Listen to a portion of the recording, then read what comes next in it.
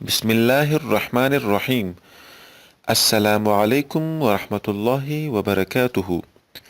ہمارا آج کا موضوع ہے مصائب سے نجات اور مقاصد کے حصول کا مجرب نسخہ۔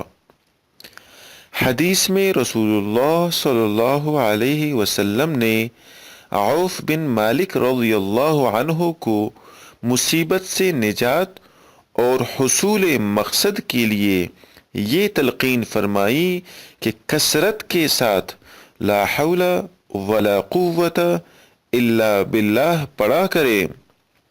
حضرت مجدد الفثانی رحمۃ اللہ علیہ نے فرمایا کہ دینی اور دنیاوی ہر قسم کے مصائب اور مضرتوں سے بچنے اور منافع و مقاصد کو حاصل کرنے کے لیے اس کلمہ کی کثرت بہت مجرب عمل ہے، اور اس کثرت کی مقدار حضرت مجدد رحمۃ اللہ علیہ نے یہ بتلائی ہے کہ روزانہ کم سے کم 500 مرتبہ یہ کلمہ یعنی لا حول ولا قوت الا باللہ پڑھا کریں، اور 100 مرتبہ درود شریف اس کے اول اور آخر میں پڑھ کر اپنے مقصد کے لیے دعا کیا کرے۔